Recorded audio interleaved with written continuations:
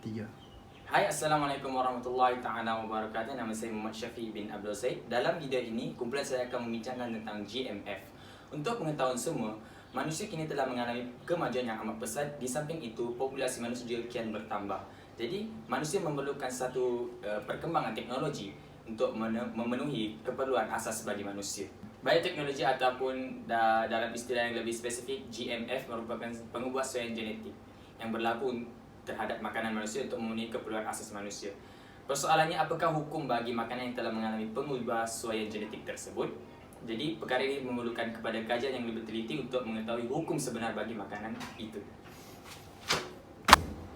Makanan ubahsuai genetik ataupun GMF merujuk kepada organisma seperti tumbuh-tumbuhan, haiwan ataupun mikroorganisma yang telah melalui proses pengubahsuaian bahan genetik daripada aspek kandungan DNA, yang mana ciri-ciri unik yang dikehendaki diaplikasikan bagi tujuan menambah baik kualiti produk akhir dalam makanan.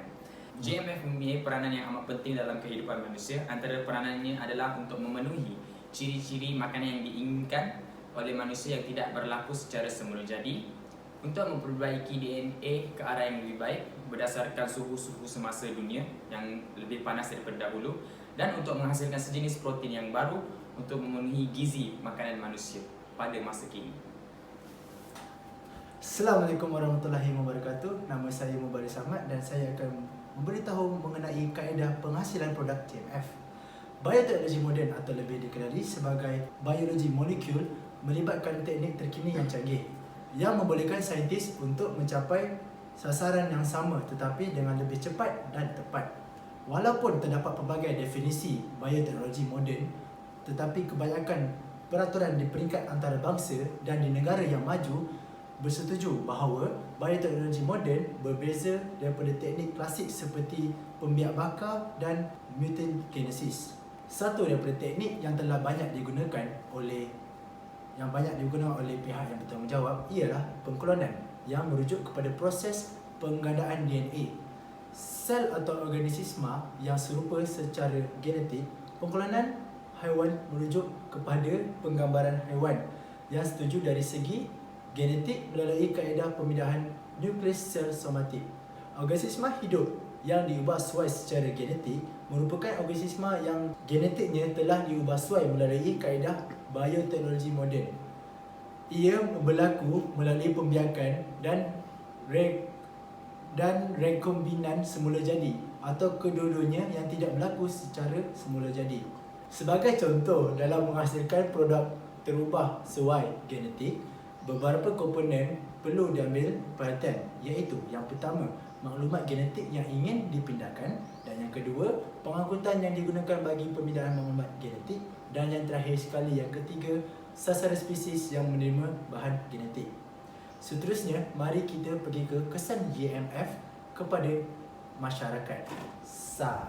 Apabila GMF diperkenalkan kepada masyarakat keseluruhannya, pelbagai pandangan diberikan oleh masyarakat sama ada menerima ataupun menolaknya. Persoalannya banyak ditimbulkan dari aspek kesan serta kehalalannya kerana ia memberi impak yang besar kepada tubuh badan manusia. Kebanyakan perselisihan serta persoalan berkisar kepada aspek keselamatan, kesan pada alam sekitar serta tempoh pengujian pada produk yang dihasilkan. Justru, kesan dapat dilihat daripada dua sudut, iaitu dari segi kebaikan dan keburukan. Salah satu kebaikan GMF adalah dapat menyelesaikan masalah kebeluran yang berlaku di seluruh pelosok dunia.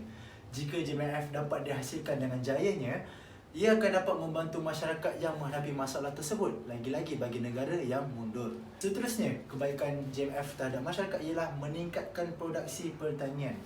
Justru ia akan memberi peluang yang baik kepada petani-petani di seluruh dunia dan akan meningkatkan sumber pendapatan mereka.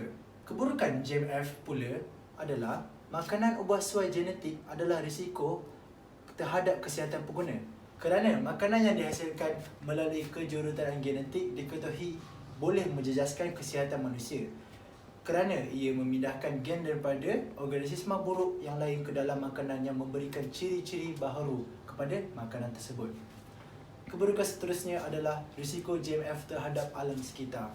Antara risiko tersebut ialah GMF boleh menyebabkan beberapa kepupusan serangga tertentu seperti yang dilaporkan oleh John Lucy dan rakan-rakan dari Cornell University dalam jurnal Nature.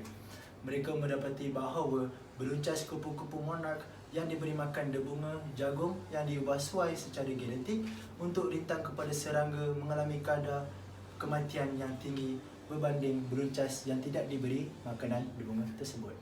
Sekian dari saya akan pas kepada Mat.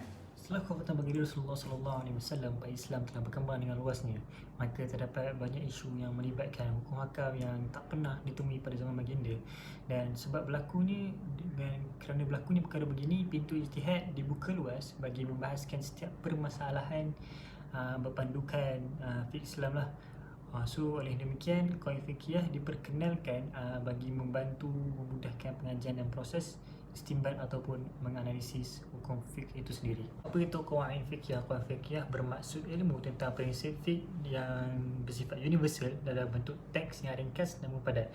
Ia juga digunakan sebagai kaedah syar'iyah yang berfungsi bagi memudahkan pada mujtahid untuk mengistimakan hukum. Dan qawaid merupakan ilmu yang sangat-sangat penting dalam menempuh cabaran berkaitan isu serta perubahan yang berlaku selaras dengan perkembangan zaman. Ia memerlukan sumber yang banyak sebagai adat atau uruf bagi mengeluarkan hukum dalam menangani persoalan fiqh semasa, dan dia akan berbalik kembali kepada maqasid syariah itu sendiri, iaitu objektif undang-undang Islam yang memelihara kemaslahatan manusia, iaitu agama, jiwa, akal, harta dan nasab keturunan. JMF merupakan isu yang baru dihadapi oleh umat hari ini. Melihat kepada situasi ini, kaedah fiqh diperlukan bagi menyelesaikan permasalahan ini sekaligus mengurungkai perselisihan yang berlaku dalam kalangan umat. Dalam Islam, terdapat kaedah asas bagi menentukan halal atau haram sesuatu barang gunaan, sama ada makanan atau bukan makanan. Kaedah asas ini dibahagikan kepada dua sumber yang berbeza, iaitu sumber pertama dan sumber kedua. Sumber pertama ialah Al-Quran dan As-Sunnah, yang mana merupakan sumber utama penentuan halal dan haram selain daripada ijma' dan qiyas. Dalam isu perbincangan makanan ubah suai genetik ini, satu perkara manusia tidak boleh ambil mudah ialah persoalan mengenai wujud ataupun tidak keperluan untuk mengubah suai genetik makanan dalam kehidupan sekarang. Adakah perlu manusia mengubah semua benda dengan sesuka hati tanpa ada suatu kepentingan? Allah Subhanahu Wa Taala telah mengingatkan manusia supaya tidak membuat kerosakan di muka bumi ini. So jika pengubahsuaian genetik ini membawa kepada kerosakan kepada diri sendiri dan alam sekitar, sudah semestinya Islam tidak mengharuskan kaedah ini digunakan, ataupun dalam erti kata lain, ia sebenarnya bergantung kepada keadaan semasa serta menepati prinsip-prinsip makanan halal dalam Islam. Sebagai contoh, hanya di dalam keadaan tertentu sahaja manusia boleh menggunakan kaedah tersebut, iaitu apabila timbul keadaan yang memerlukan, seperti contoh negara yang rakyatnya kekurangan sesuatu vitamin.